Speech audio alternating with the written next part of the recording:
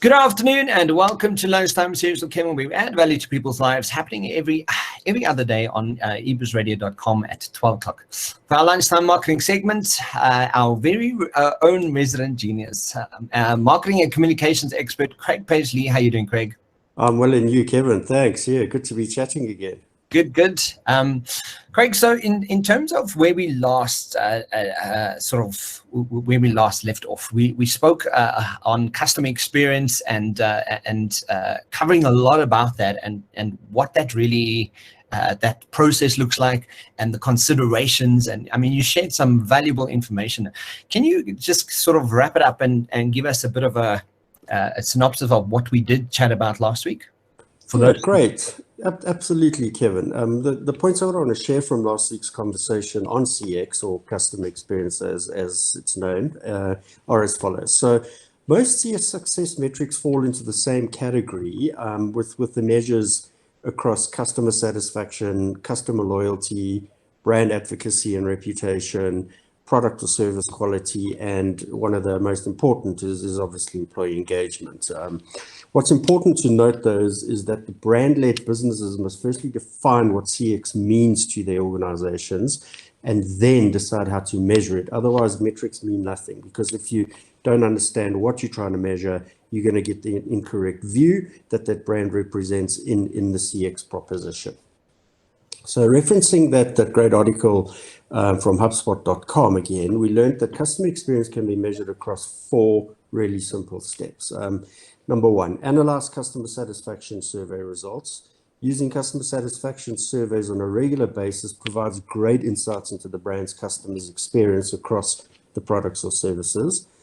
Number 2, identify the rate and reason for customer churn, a really important piece here.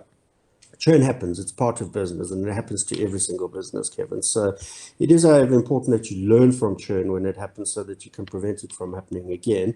But the organizations need to make sure they're doing regular analysis of their churn customers so they can determine where the churn is, how the churn rate is increasing or decreasing, and what the reasons for churn are, so they can establish those actions to prevent a future or similar churn moving forward. Point 3, ask customers for product or feature requests. It's really great to get some kind of open platform conversation. Create forums for your customers to request new products or service features, and to make offerings more useful and helpful for the problems they try to solve. Because remember, we create products to solve problems for people and customers. Whether the forums are shared via email, surveys, social media, or community pages, give customers the opportunity to proactively offer their suggestions, which is really great. And the last point there is analyze customer support ticket trends, something that's quite frequently overlooked, and there's a lot of rich data here. So you should definitely analyze the customer support tickets. Customer support teams are working hard to resolve these every day. If there are recurring issues amongst the tickets, review the possible reasons for these and see how you can improve and provide solutions across the entire customer journey from those tickets. But critical here is I cannot emphasize enough, though, Kevin, that the only thing that matters is actually the experience itself. The better the experience, the more you build trust. The better the experience, the more your consumers want to purchase again. The better experience, the more they'll tell others about it. And the better the experience, the more loyal they'll be. So a brand must be able to meet and identify needs and wants while delivering benefits, but you can almost do all of that and still not succeed if you deliver an experience that doesn't match their needs. You have to create the ideal experience. You need to get the brand experience right every time you connect with consumers, whether you're online, whether you're offline, in physical stores, or actual physical use of the products. And those are the tips that I want to share from last week, Kevin. Yeah, Craig, I look at that, the better experience. Yeah. And I don't know if I've shared this with you before. I've created a small little model that I sort of specifically around communication, and I call it the CAN model. So the KAN. Is it kind? Is it adding value? And is it necessary? Nice. And I'm just measuring it against what you're saying here. And it sort of applies quite specifically, because you're kind of going, the moment you're adding that value, you're creating that trust, you're creating more loyal customers, you're creating more of a base. Yep. If you live by those rules, you kind of sort of have a measurement system to go by quite easily. I like that. I'm gonna remember that. K-A-N.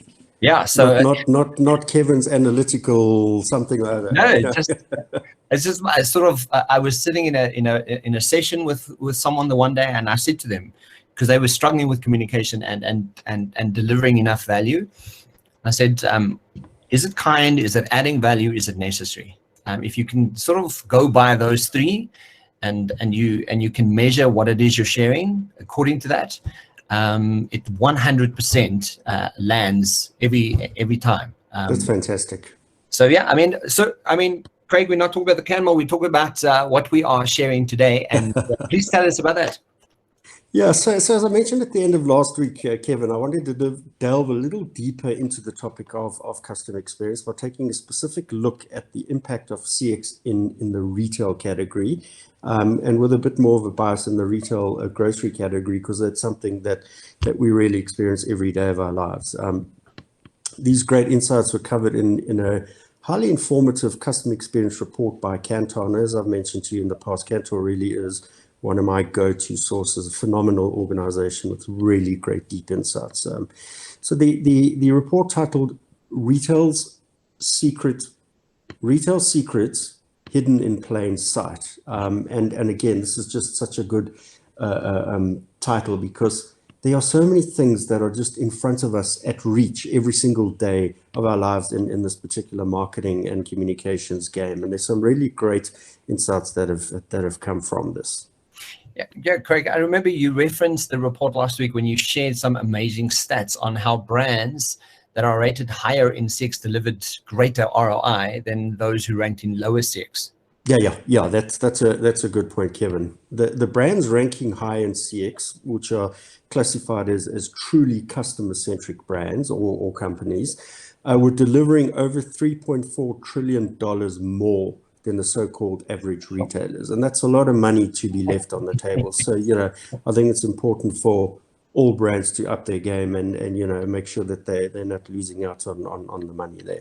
Yeah. To start off with, I just want to remind our listeners that the Kantar CX Plus methodology, which is used to determine the report findings, is the only ranking that measures the gap between brand promise and customer experience. And it provides an ROI analysis that enables the brands to actually focus in the investments to those right areas where the gaps are greater, so that you can narrow that particular gap as well. So customer experience should be the source of all positive emotion. As we know, Kevin, positive emotion drives really good brand preference. And the great learning here is that the retail experience is where the biggest alignment, or the converse to that, misalignment between promise and experience occurs. So this being measured across both the retailer in-store experience or online experience. And remember that customers don't just compare brands to retailers in that specific category, Kevin. They look across categories when they're judging brands. So, they may have an experience of branding one particular category, and that customer experience reference to them is actually carried through, and it may actually bias them in another category. So it's important for retailers to get that consistent, even best-in-class experience across all of them. The report also compares the experience of current users of brand with the perceptions and expectations of considerers of brand, which is a really good standout piece of the report for me. So that also helps identifying the size of the experience gap, which obviously identifies a potential over or under delivery of where the customer experience does or may lie. It also enables them to understand the causes of those gaps, and then obviously what risk or opportunity the gap represents for that particular brand. Simple example is that brands or retailers over-promising and under-delivering have a negative CX gap, while brands or retailers that over-deliver on the promise have a very positive CX gap. But again, as I mentioned last week, the critical thing is that we don't get caught in the trap where, some brands do an under-promise because they want to try and achieve higher in the ranking, knowing that they're going to deliver against that promise, and consumers can see right through that. So yeah, what's fascinating to note from the findings is that the global retail brands, however, have a narrower experience gap than the the gap reflected by local brands. And there could be a couple of reasons for that. One being that global brands are more adept at and proficient at reversing negative gaps. They've got longevity in market, bigger marketing teams and analytics teams on the back end to help them. And, inevitably they got larger budgets to help market more effectively to get folk back into that space to close those gaps. Yeah. So this makes a lot of sense, Craig. But in saying that, how do these retailers achieve this, and what can local retailers do to gain an advantage? Yeah, Kevin, from the report, there's sort of four steps that global competitors sort of come up high on the spectrum, and there's something really good for local retailers to learn from that. So let's have a look at that. Firstly, recognize and leverage your strengths. And this works for local and global. And that's why these 4 points are really important for local retailers to at least step into, try and utilize. So for local brands, it may be more about building deeper understanding of the local market and responding quickly, especially post-pandemic. Consumer attitudes, habits and preferences and behaviors are changing. And we're going to see that for a while now. As we're freeing up a bit more, there's more of a migration back to the old habits, but at the same time, there's a host of new habits that come about, and it's the morphing and merging of those two to really get to understand how to respond effectively for customers.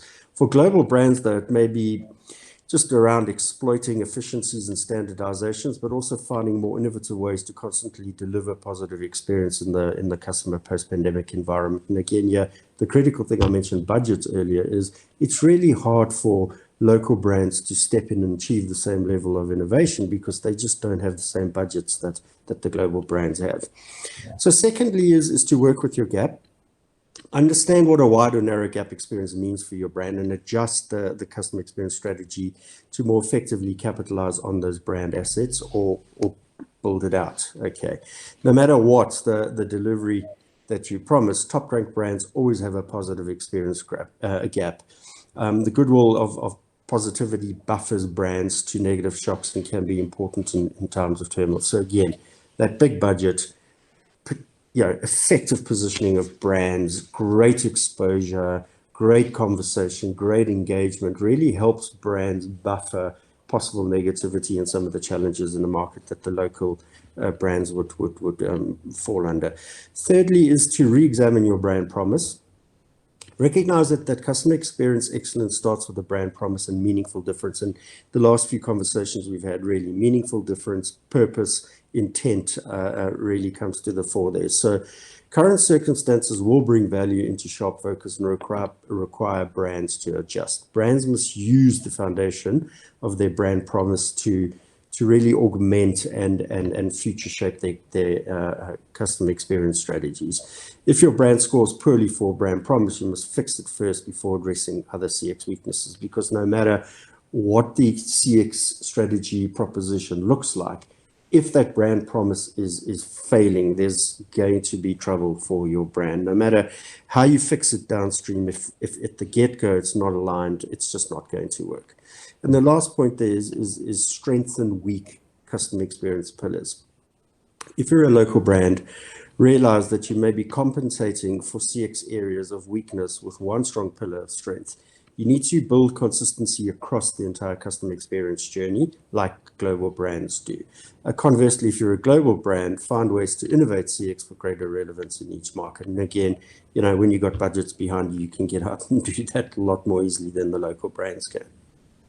Yeah, Craig, sorry, I mean, it's not even part of this questioning now, but I'm just looking at, some of the things that, if you're looking from a human perspective, right? So one of the biggest needs that we all have as humans is having some kind of significance.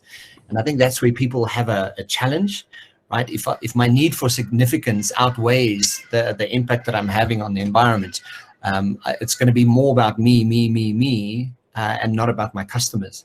But the moment I have that shift and really get my brain on board with what that shift looks like, you show up differently. You start behaving differently for your client base. So, absolutely. But I feel that the local brands are probably always going to be chasing the endeavors of global brands, with a distinct advantage of low budgets, which in turn impacts on the opportunity to innovate and implement new ideas and initiatives to close the CX gap? Yeah, Kevin, I did mention budget a few times in there. It's a reality. Yeah, on the flip side of that, though, if there's a really, really niche space that a particular brand is playing in, and it's got a high price point to it, but it's got a really core audience that supports it, they may be able to ride that wave of innovation better than some of the broader based, lower price model local retailers. But yeah, the global brands have got budgets way beyond any attainment of local brands, and that is a reality. So they just got to keep working hard at their strategies, and all more important is to understand the consistency across the customer experience journey, because if they can ensure that there's no peaks and troughs and really big caveats in the journey, and they get consistency across it, people are going to lean in and come to them for the value they add, as you mentioned, and for meeting that need state. So they just got to work it hard and ensure consistency of the gap, and every single time work to narrow the gap. Don't overpromise, underdeliver. Don't underpromise and overdeliver. Be true and get the real metric of customer experience gap in play. Yeah. So, that's quite interesting, Craig. So what can you share with us in regard to this? Okay, so what I really appreciate about the report, Kevin, is the fact that it addresses the question by defining some pre and post-COVID examples, which are really great. And the grocery segment specifically, as we know, is probably the one area that experienced the biggest pressure during the pandemic. And I think they're still feeling a lot of those pain points. And as such, they really needed to step up to the plate and demonstrate as much innovation as possible to close those negative gaps. And I think some of the retailers most definitely have got that right. And we'll touch on some of the initiatives and activities that were implemented to help drive their success and at least get them to a point of being able to narrow some. So what we know for certain is that every single retailer, grocery retailer, were affected during COVID, but obviously some very differently to the others. But grocery most definitely had the biggest impact versus the likes of general retail and fashion.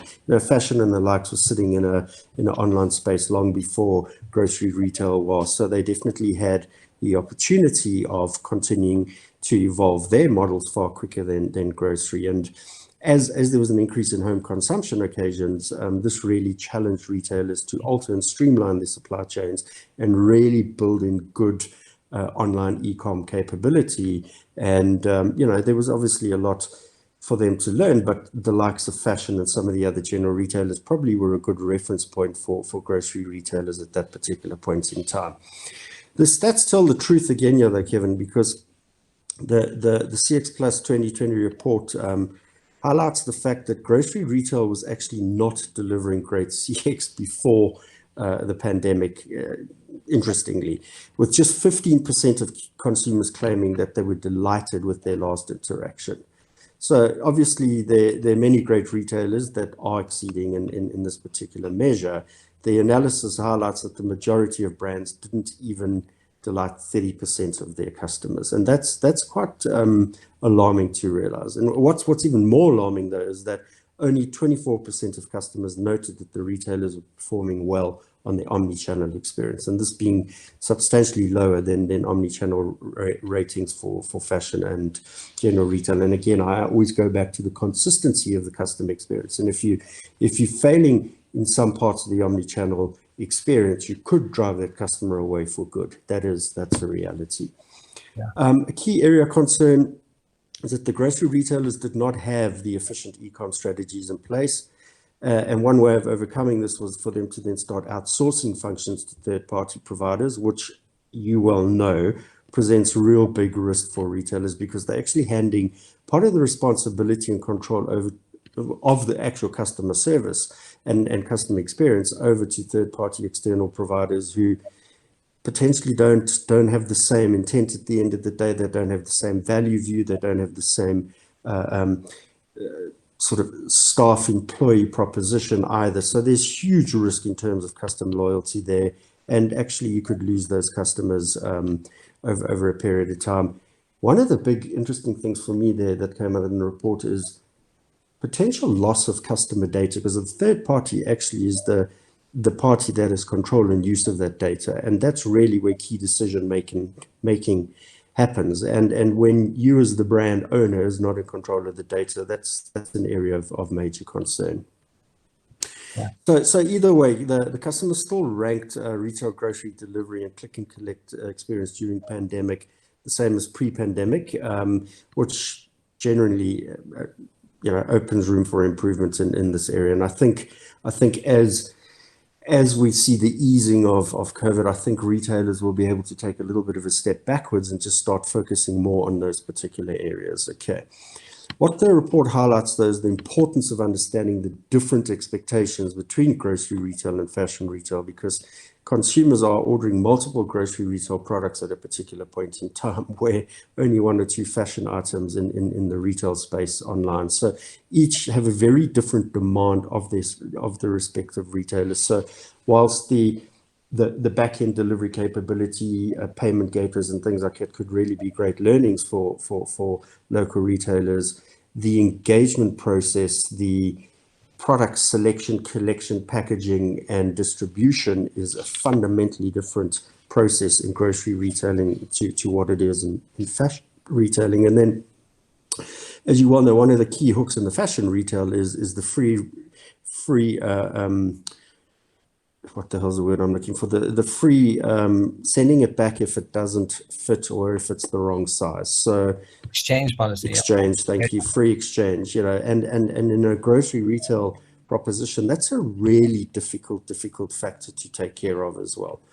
They added to this challenge, Kevin, and to quote an extract from the report, many grocery websites still lack high quality photography, detailed and thorough product information, smart search algorithms, contextual product recommendations, or single-click reorders. And many are not sufficiently optimized so as to offer customers with sufficient time-saving incentives. Some quite simply feel as if the design functionality was outdated and only updated in 2010. When websites don't meet the modern UX standards, customer visits once and never returns. And that's a major problem. That's why I think it's vitally important for grocery retailers now, as I mentioned earlier, as the demands of COVID are easing and there's a bit more in-store frequency, is to invest time, effort, and budget to really getting the online proposition seamless. So, yeah.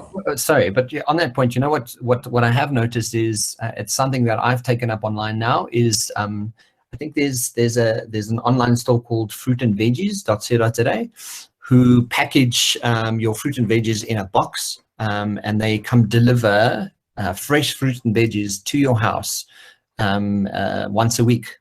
So people are actually starting to really get on board with what kind of service or what kind of need people have right now, and what is the way that we can actually support that need most effectively.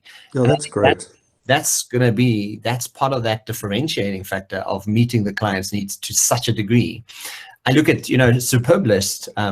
Eugene made he purchased some shoes online, and within 24 hours they were at the door. Here's your parcel. Fantastic. So there are people who are getting it right. Yeah, but just going back to the fresh fruit and vegetable proposition there, and again, I talk about the risk, particularly in the food category, is that should one of those items not have been to the freshness expectation that you would have, the box is delivered, off they go. What is one banana and a bunch of bananas, one really bad avo hidden under the bottom of the batch, look like in terms of a cost to that business to come back and exchange it? Or do they have a really well entrenched collection proposition for those kinds of exchanges? And what is your thoughts and points of view as to when you believe an item of fresh fruit or produce is actually not to your standard versus what the actual retail brand thinks it is, and it's matching that? Whereas in a fashion item, does it fit, yes or no? Is it the right or wrong color, yes or no?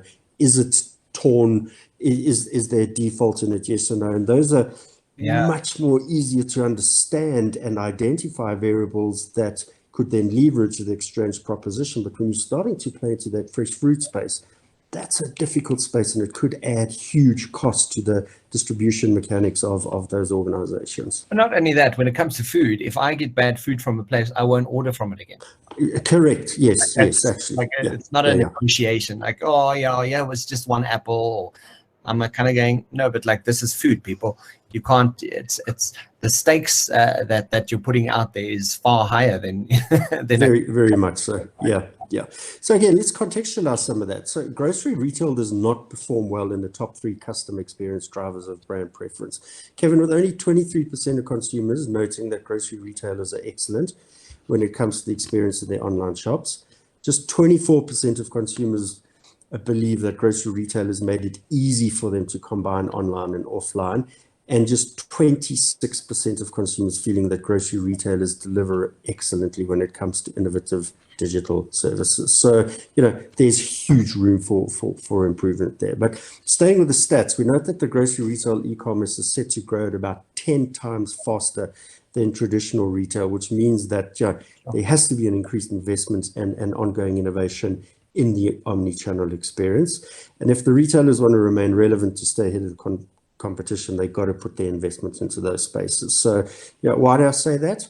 Well, 45% of consumers will continue to buy from new online stores, and 38% of consumers will continue to buy new products online. So if you're not investing in building out your e-com strategies, irrespective of being a grocery retailer, you're losing out, because the majority of consumers are going to move into the other territories, or they're going to buy new products from your competitor. So research shows us that customers often switch retailers when the switching channels with a net results that the retailer do not innovate in the omni-channel experience. And the real challenge there is the risk of losing to competitors who provide a higher experience. And as you know, and you mentioned it yourself, if the food is not to your delight, you're not coming back to that retailer. Simple as that. Yeah, and I'm just thinking, Craig, I think of Checkers 60 Minutes, that whole Checkers app that they now have. Phenomenal service. Like, it's like a delivery, and within an hour it's there. So we use Checkers, that 60 Minutes Checkers service all the time, but we have a Woolworths literally down the road from us. But I'm going, I'm busy doing this now. I don't have time to go to Woolworths now. Yep. So if 60 Minutes can, Checkers can just deliver it in the next 60 minutes. And I'm like, so I think, from a delivery perspective, far greater use from Checkers right now than Woolworths is. Game changer. You just absolutely give all the accolades to ShopRite Checkers Group for that. And what's really great about it as well, it's got an added value in that is job creation around that proposition as well. There are so many folk who now have motorbikes, scooters with a bin on the back that actually have the opportunity to get themselves off their backsides and out of the streets and are actually earning an income. So a retailer, local big brand grocery retailer in South Africa that has taken the gap and really created opportunity to serve you and me every day in a really good manageable timeline with great product, but actually create wonderful job opportunities for a large amount of folk out there. And I mean, just according to that stat, Craig, so 10 times faster than traditional retail, right? So the e-commerce first. So just according to that, you would think that big brands like Woolworths and Pick n Pay and that are currently there would jump on that, like, in a big way, because it's job creation, it's service delivery, it's competitive, and then you can also play down competitive pricing, right? And come up with different options and food options and food bundles or whatever. Yes. But yeah, I mean, it's quite interesting. So, with retailers, what do retailers need to do to remain relevant and deliver enhanced customer experience? Yeah, perfect segue from that conversation into this. So, yeah, it's an important question, Kevin, because considering the fact that customers will spend up to 35% more with a grocery retailer that's truly customer centric than with one that is not, that in itself is reason to believe. So from a grocery retailer point of view, they really need to address three simple points. Number one, prioritize e-commerce, digital and omni-channel innovation. Omnichannel grocery services are a driver of customer preference, and with many more grocery retailers, including this in their omnichannel mix, that's an important fact. Retailers need to keep innovating to push the boundaries of CX to remain relevant, and they need to offer a differentiated omnichannel experience, but ensure that the consistency and the CX gap doesn't vary across the various touch points in that experience. Point two is to better leverage your employees to drive the customer experience and emotional engagement. We've spoken so much about this. It's really important to ensure that the employees are part and parcel of this. So while there's often an emotional connection between a grocery employee and its customers, it doesn't necessarily translate into the retailer being more customer centric. And retailers may therefore need to better understand the cause and effect of how their customers can improve and impact more positively on customers in the moments that matter to drive customer centricity. And yeah, this is absolutely apparent in the store environment as well, because there are many experiences I have in some of the best retail, particularly retail grocery stores in the country, where at your final point of payment, you're just having the worst experience. Disengaged retail till operators. You've had a great experience in store. You get to that final point and you leave the store going, I really don't want to come back to this environment.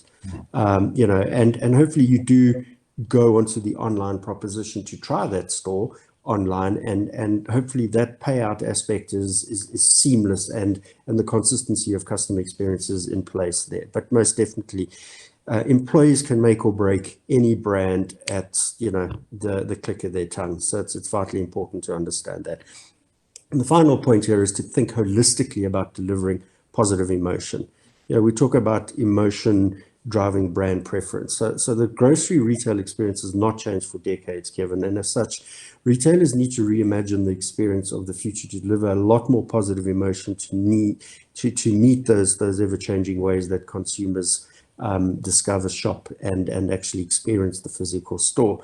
They also need to find ways to connect emotionally with sensorial opportunities with customers, both in store and online as well.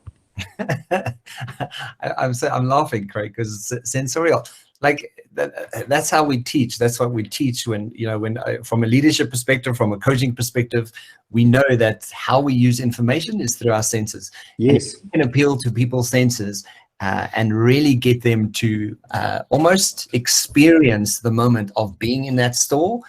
You've won, and that's also, when you look at those big Pick and Pay, like Pick and Pay has those big, some of those big sites where, it's just an experience. You can get anything and everything there, and it's always fresh, and there's a reason for that, based on the fact that they're appealing to humans in a way that a lot of other brands kind of fall by the wayside, and they kind of forget. So yeah, quite right. The sensory aspect is not just in the tangibility of the retail environment and touching and feeling and reading and being up close and personal. It's very much through the online environment as well, and getting that balance right is critical. Yeah, absolutely. Yeah, there's a really great set of points that are delivered in the report by Dr. Suzanne O'Gorman, who's the global head of customer experience in the Insights division at Kantar, Kevin. And she raises three further questions for grocery retailers to ask themselves to ensure that they survive the particular challenges in this environment. So question one, she states, is why should consumers buy from me instead of a competitor? So in a world where it's increasingly hard to differentiate between products and services, brands need to give customers a clear reason to choose them over a competitor. The second question is, am I choosing the right parts of the customer journey to deliver an excellent experience? A really great question that. Brands need to focus on those moments in the customer journey that are most important to the customer. Brands also need to make a choice as to where they want to excel and where they allow weaknesses. And that doesn't mean that you must allow the customer experience gap to vary much. We just got to understand where the potential fallout of the experience is, and what do you need to do to bolster that particular experience to keep somebody in the consistency stream. Yeah. And the last question there is, do I deliver what I promise? Failing to deliver on a brand promise is not only jeopardizing the customer relationship, Kevin, it also has huge cost implications. Companies, complaints require answers, and efforts need to be made to repair the relationship in real time, actually.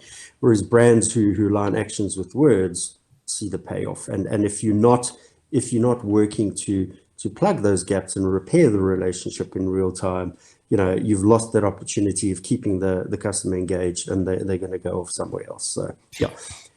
So just on that point, do I deliver on the promise, Greg? I remember actually going into a big organization and getting the work, right, and saying, yeah, okay, cool, this is what we're going to do. And they said, okay, cool, let's run a pilot program. And in my stupidity, I decided to get an expert, in inverted commas, to join me on this experience. And they didn't deliver on the promise I delivered. Oh. So I sort of brought them in as part of the team, blah, blah, blah. And we went through this process, and we went through a pilot process with them. And at the end of that, the feedback that I got from the brand was like, no, this is not what we're looking for, and this is not what we wanted. And immediately I took over the process, recreated everything, and delivered on what I promised. We had a whole different experience with the brand. And I think, for me, that question itself, do I deliver what I promise? Like, if you're not going to deliver what it is you promise, it's not going to work, right? 100% correct. And I think, again, it's vitally important to ensure that the expectation of the promise from the party aligns with the delivery of what you believe the promise is going to be. And obviously there was a total misalignment just between your third-party provider and yourself on that promise. That's a huge risk. It really is. Just to close on those three questions and points, Kevin, we learned that the great brands enable customers to see and feel what the brands stand for at every touch point in the interaction. And that plays nicely into the customer experience, customer promise alignment.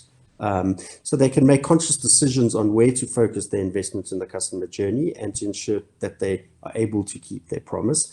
And there's a nice cohesion between brand and customer experience, because it's not only vital for the survival of that brand in a post-pandemic environment, but very much in the current reality, and at the end of the day, the critical financial factor. If you're not getting the alignment, it's just going to cripple your business, and there's no ROI in place at all. Greg, so you've mentioned the term emotionally engaged customers a few times during today's chat. How does this relate to customer experience? Or should I rather say, how does customer experience drive emotional engagement? I mean, you've touched on it. But yes, yeah, it's a very, very relevant question. It's one that I addressed, that is addressed at least very, very succinctly in an article I came across on Forbes.com in the innovation section. So titled Emotional Connection, 2020's Biggest CX Trend, written by Danny Tomset, who's a Forbes Council member, published just over a year ago, 28 Feb 2020. I just want to open with an extract from the article. It states, emotional connection, we now know, is a more valuable way to measure how your customers feel about your brand, and it is the most important customer experience factor for improving acquisition. Powerful statement. Retention and lifetime value. Let me read that again. Emotional connection, we know now, is a more valuable way to measure how your customers feel about your brand, and it is the most important customer experience factor for improving acquisition, retention, and lifetime value. Yet, something feels off. We're more digitally connected than ever before, but for all of our always on chat now and click here, we've also simultaneously departed from impactful, emotional connected experiences we would have with a real person. And it's such a profound paragraph, that, because, we're innovating as a human race, but at the same time, and you and I have had this discussion, this innovation and growth and moving forward is actually disconnecting and disabling human relationships in a particular way. And that emotive breakdown is really detrimental to brand. Craig, on that note, so here's the thing, talking about innovation, we've spoken about innovation before, and I think that's what the world is at this point, just not recognizing it. And the moment it recognizes it, we will see a complete different impact on how we use technology to drive human connection. You know, as much as we feel like it's, and I don't know what that is yet. I don't know how it's going to play out, but I definitely think that there's technology in itself. There's going to come a time and point where we actually use technology to get back to each other in a big way, to experience each other, in a more connected way. We just don't know what it is yet. Yeah. I mean, yeah. It's so in fact, that the augmented realities and those particular aspects that we've spoken about more recently are very much enablers of that in the short-term future, Kevin. Yeah. So the whole aspect of the disconnection and more digitally connected we become is further emphasized in a study conducted by PwC, which found that 64% of US consumers and 59% of all consumers feel companies have lost touch with the human element of customer experience. Fortunately, there are many companies that are becoming more aware of that, Kevin, and they understand that that's where their win or lose particular factor is. But unfortunately, there's still a huge amount of cost associated with improving the cost to serve ratios, driving digital first cultures, getting delivery value chains in place, etc. It's not an easy thing to deliver without having huge costs associated with it.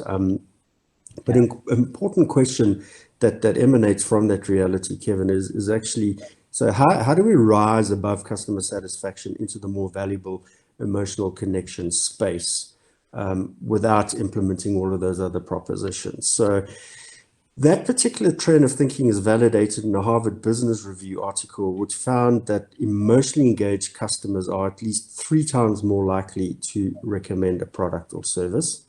They're 3 times more likely to repurchase, and they're 44% less likely to shop around.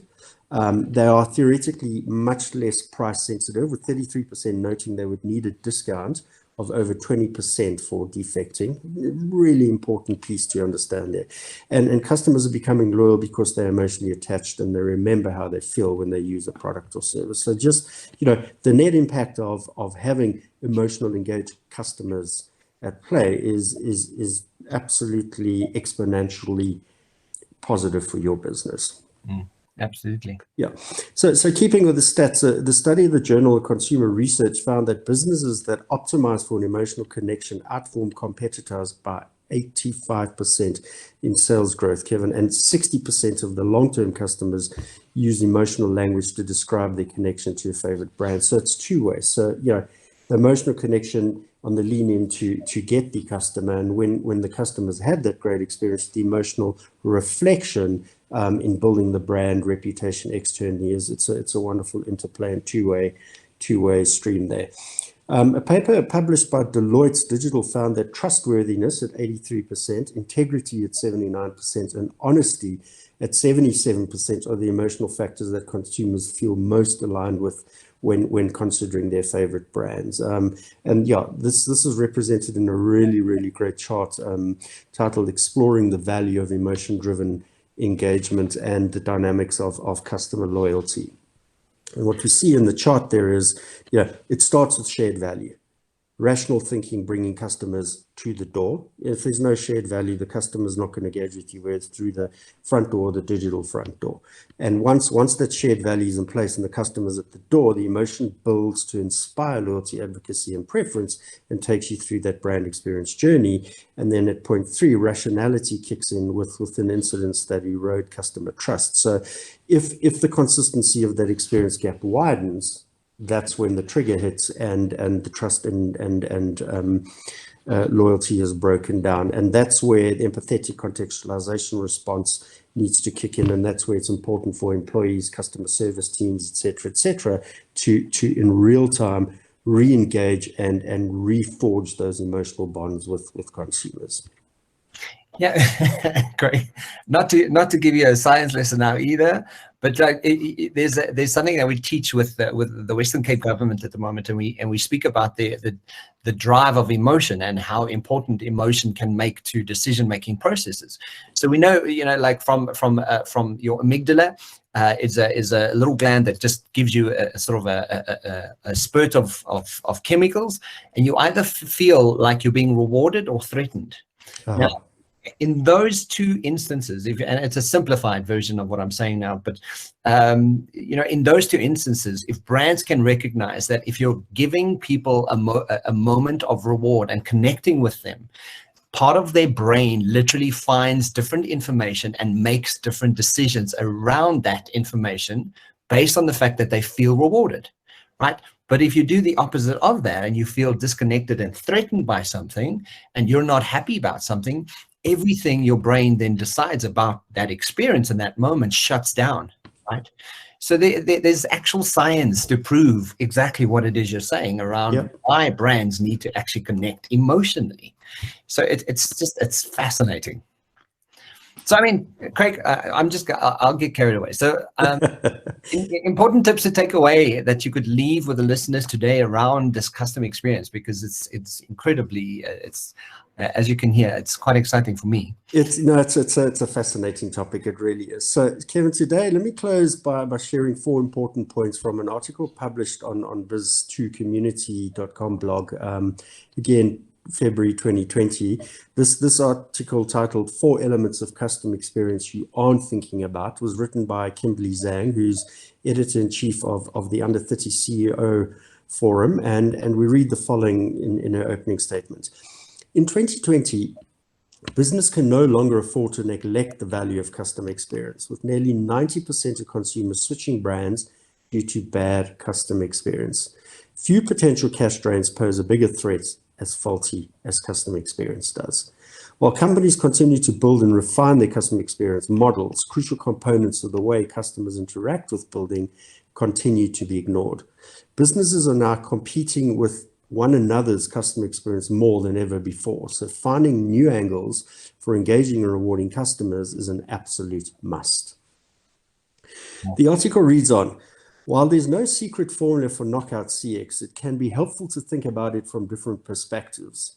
To give your business customers experience the boost it needs, make sure not to neglect price, employee satisfaction, word of mouth, and lastly, the emotional connection. So just let me give you a few tips on those 4 key points, Kevin.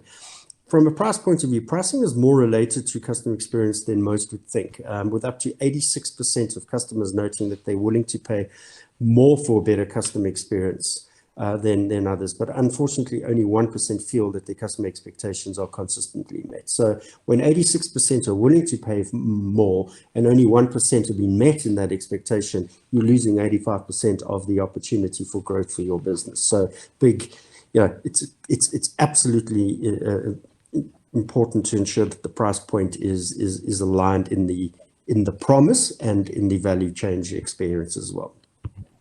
Yeah. Employee satisfaction. How employees shape and guide the customer experience shows how closely related the link between customer experience and employee satisfaction is. Only 31.5% of employees feel fully engaged in their work, and that statistic leads to major problems. And in the retail environment that I cited earlier, that individual sitting at the till point who's not engaged is just going to chase you out the store, and you're never going to want to come back again. So treating your customer right starts with treating your employees right. Ask your workers on the front line of customer interaction what they need to make their job better and easier.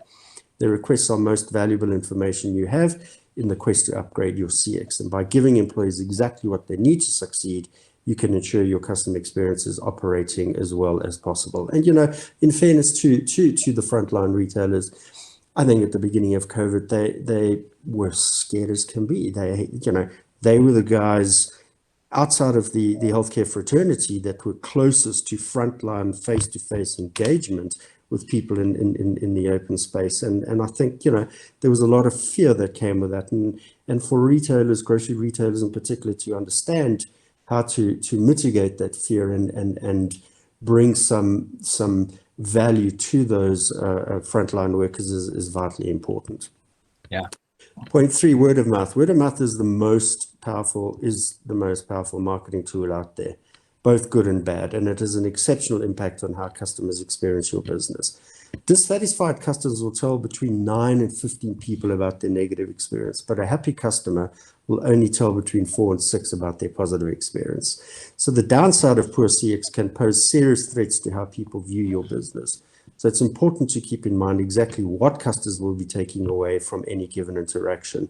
And offering rewards or other potential bonuses for customers that are open about their positive experience can greatly increase the opportunity of efficiency of your customer experience down the line. And the last point of those 4 is emotional connection, the piece that we've just had a wonderful free speak on a short while ago.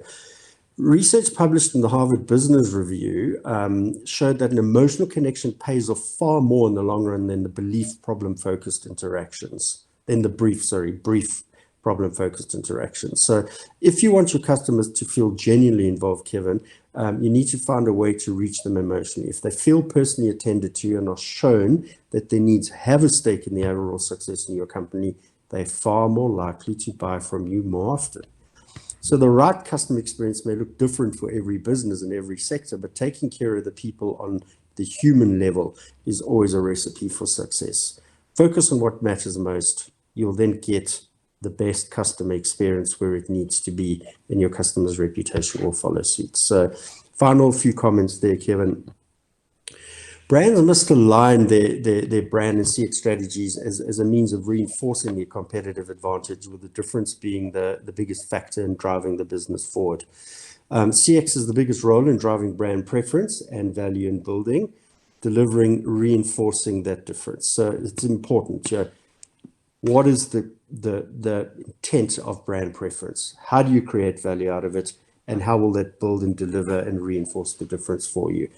A business data strategy is fundamental to the success of the strategy, of the CX strategy.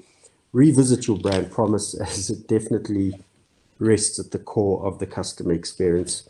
Rethink the in-store experiences. More and more customers are moving to online to meet the ever-changing consumer needs, and reinvent the omni-channel experience. Consumer attitudes and behavior are evolving at a rapid pace, and the landscape of consumption transformation post-pandemic is continuous.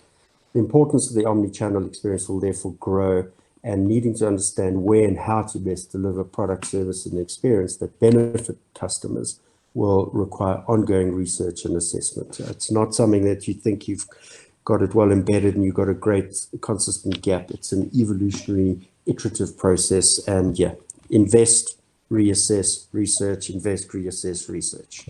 That's it from my side.